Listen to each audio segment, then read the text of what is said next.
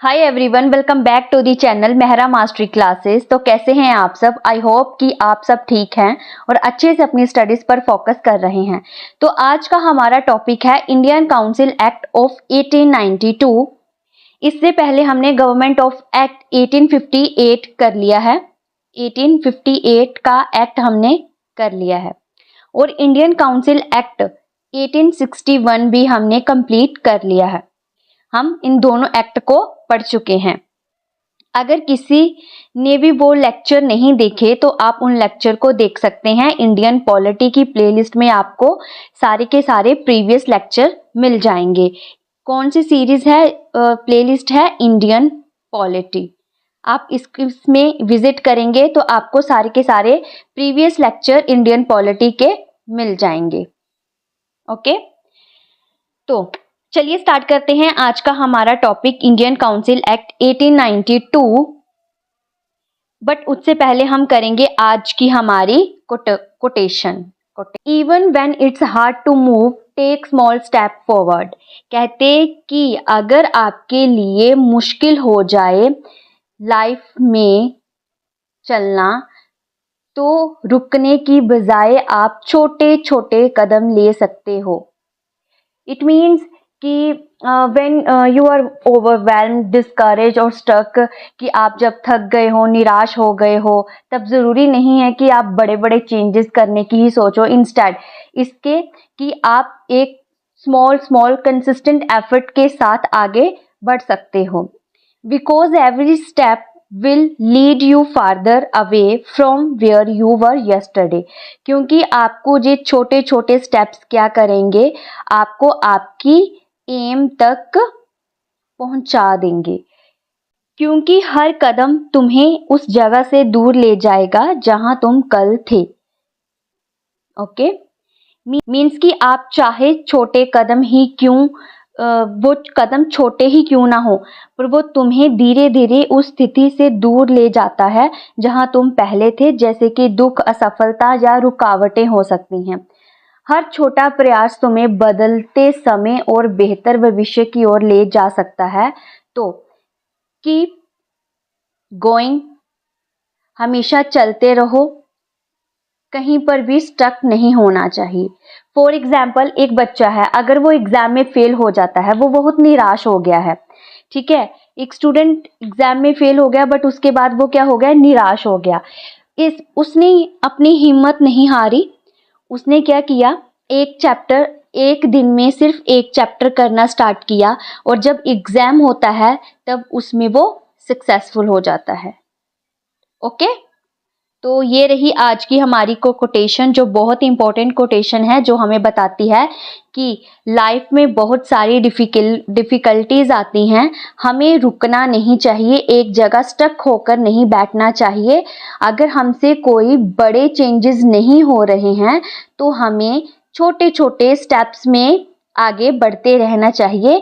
But वो जो steps होंगे वो कंसिस्टेंट होने चाहिए, लगातार होने चाहिए। इसका मतलब नहीं कि आज आपने काम कर लिया, 2 दिन का ब्रेक ले लिया और फिर आपने काम किया।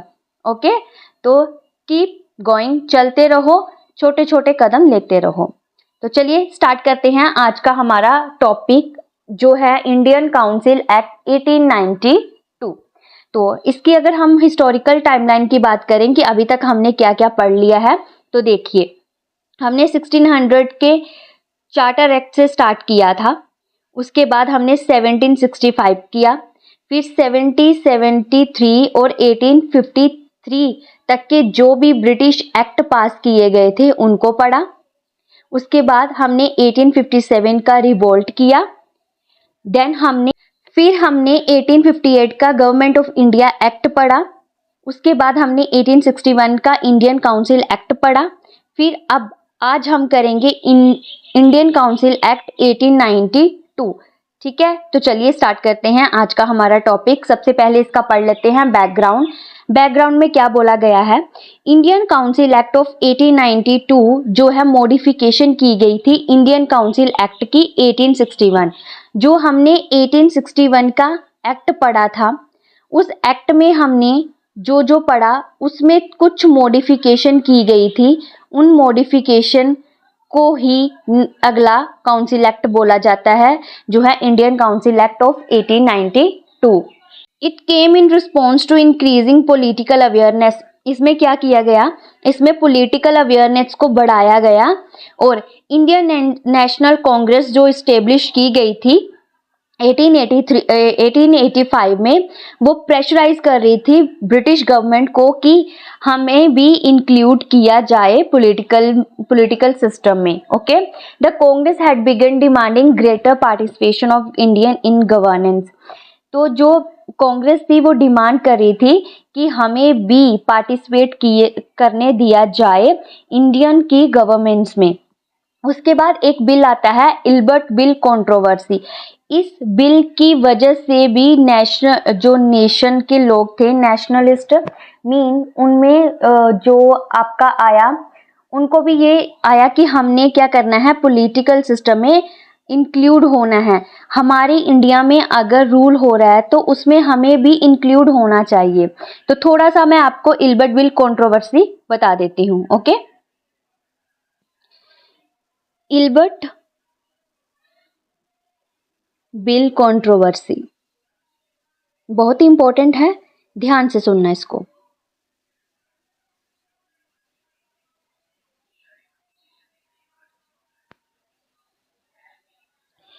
तो इल्बर्ट कौन था? इल्बर्ट लॉ मेंबर था वॉइसरॉय की काउंसिल में। उसने क्या किया, उसने एक बिल प्रपोज किया कि टू अलो इंडियन जजेस को भी अलो किया जाए। ठीक है, तो इस बिल की वजह से भी नेशनलिस्ट में ये चीज आई कि हम इंडियन जज भी इंक्लूड हो सकते हैं।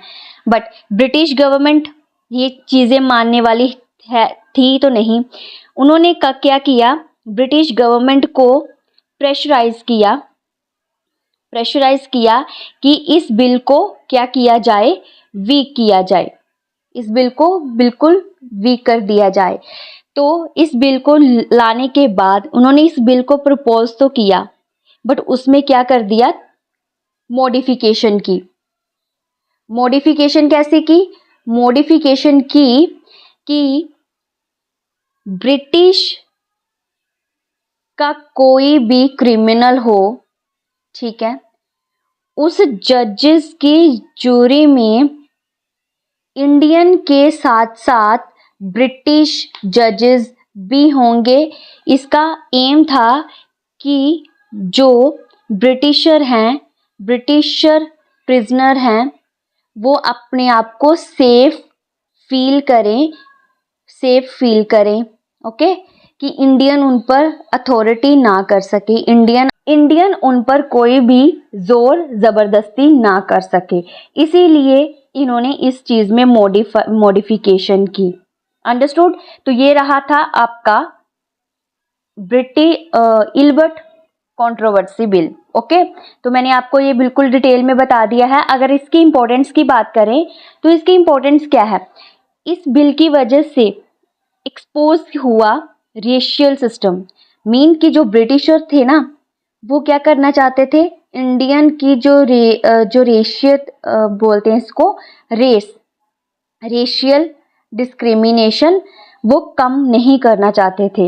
वो अपने आप को ही सुपीरियर बताना चाहते थे, वो इंडियन को सुपीरियर नहीं होने देना चाहते थे। ओके,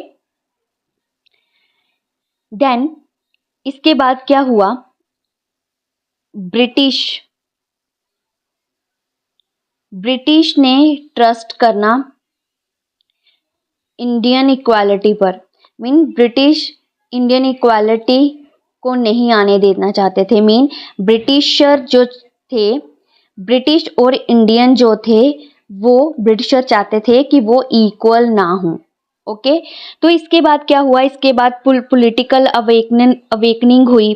ठीक है, पॉलिटिकल अवेकनिंग हुई, लोगों में आक्रोश आया कि इंडियन अभी सेल्फ रूल की तरफ चल पड़ रहे थे, सेल्फ रूल ग्रो करने होने लग पड़ा था। फिर इंडियन नेशनल कांग्रेस ने क्या किया, डिमांड की ग्रेटर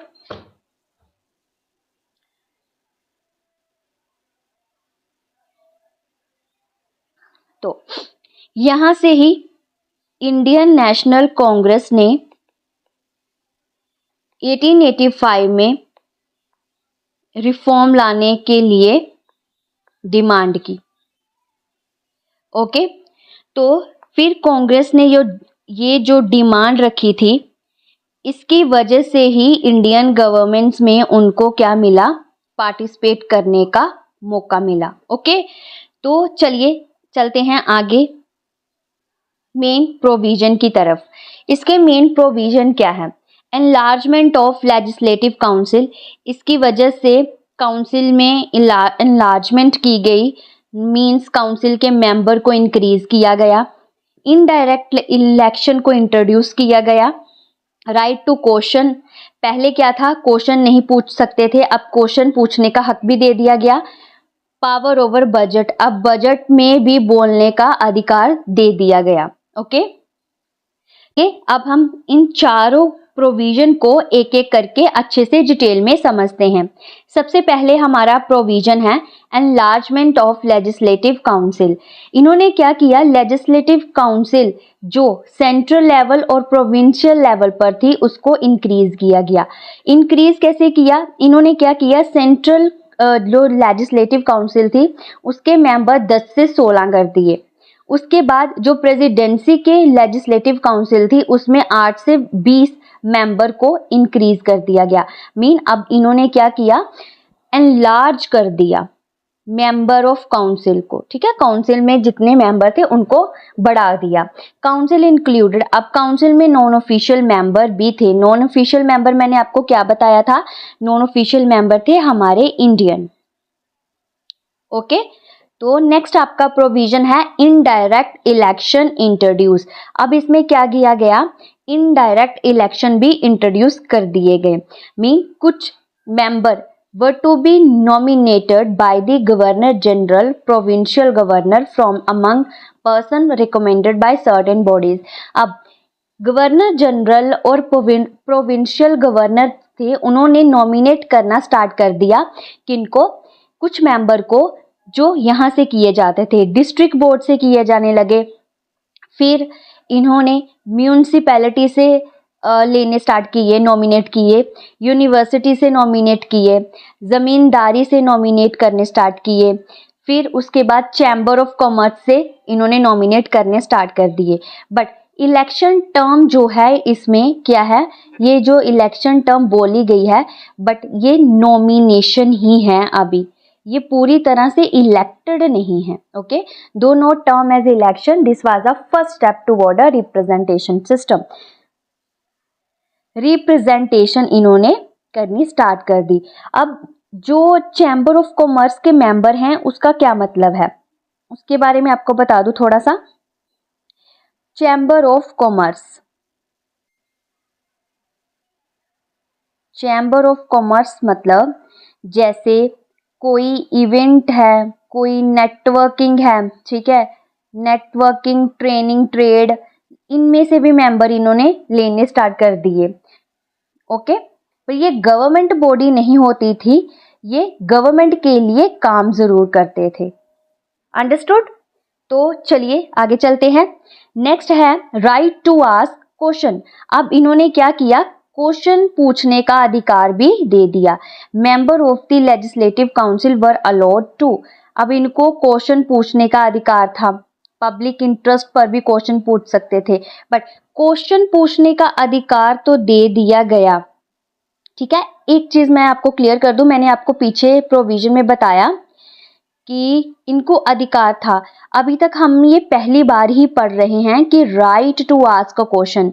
पहले वो क्वेश्चन नहीं पूछ सकते थे, अब उनको क्वेश्चन पूछने का अधिकार दे दिया गया। बट अधिकार कितना दिया गया कि वो कोई भी सप्लीमेंट्री क्वेश्चन नहीं पूछेंगे। मीन कोई भी क्वेश्चन अगर वो अराइज करेंगे, उन क्वेश्चन की डिटेल उनको नहीं मिलेगी, वो इतने डिटेल में आंसर नहीं प्रोवाइड करेंगे।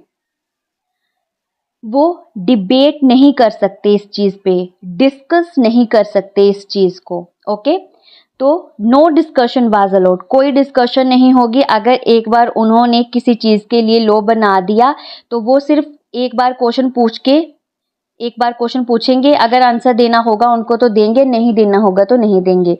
और लिमिटेड स्कोप रख दिया और कहा गया कि क्वेश्चन पूछने का 6 दिन पहले नोटिस देना पड़ेगा। ओके, अगर उनको क्वेश्चन पूछना है तो 6 दिन पहले ही बताना पड़ेगा उनको। ओके, तो नेक्स्ट है आपका पावर ओवर बजट।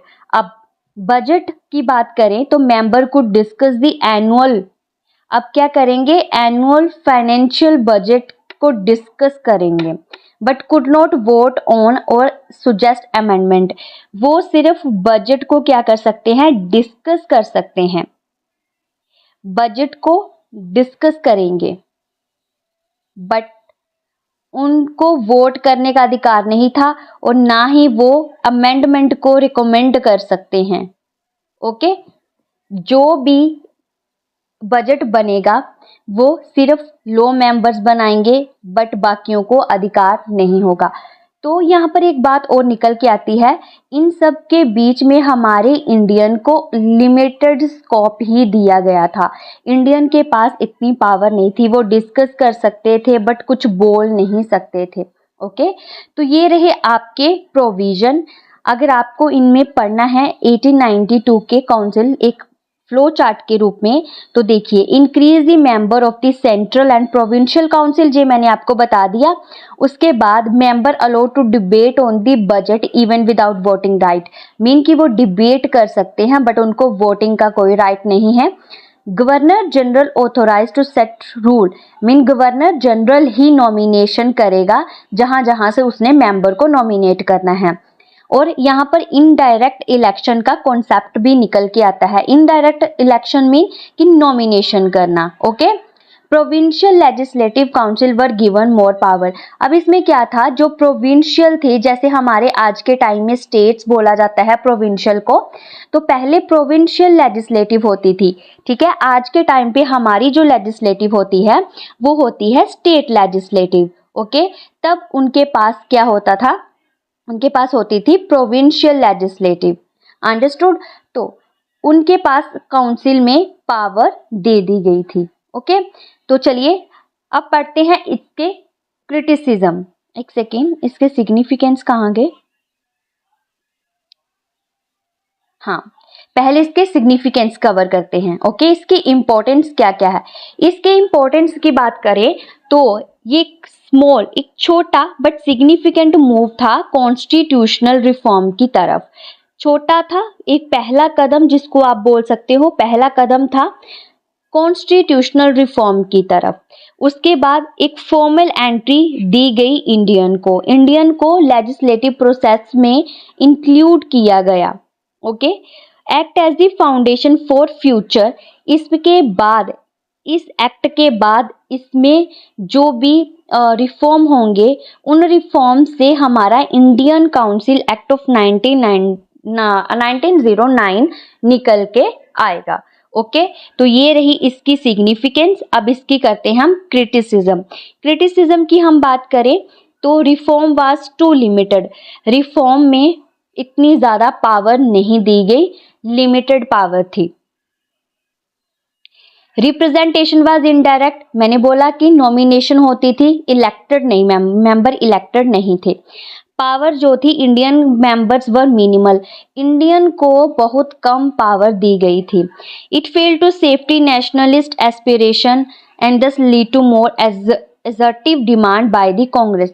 इसमें जो नेशनलिस्ट की एस्पिरेशन थी उनकी कोई सेफ्टी नहीं थी, इसीलिए उन्होंने कांग्रेस में डिमांड की गई, कांग्रेस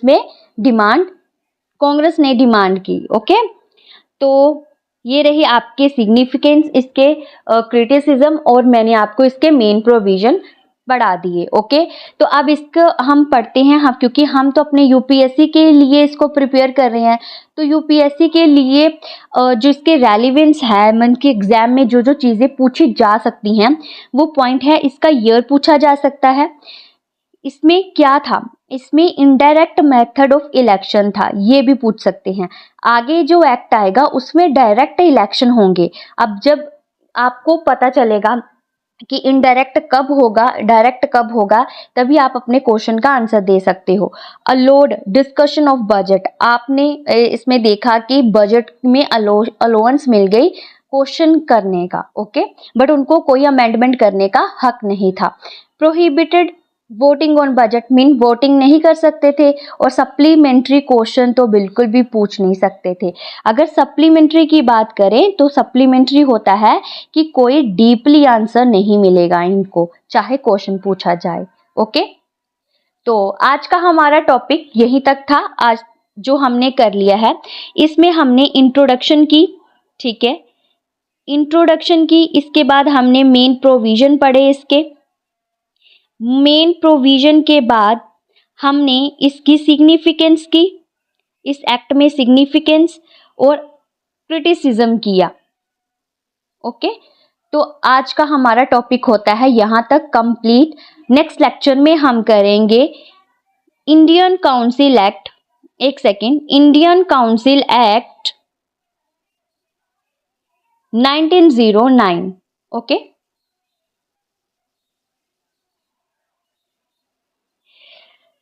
ओके, तो अगर आपको इस लेक्चर की पीडीएफ चाहिए तो आप टेलीग्राम चैनल को ज्वाइन कर सकते हैं। अगर आपको ये लेक्चर अच्छा लगा हो तो लाइक करें, कमेंट करें, शेयर करें, और please subscribe the Mehra mastery classes. तो thank you everyone, bye everyone, Jai Hind.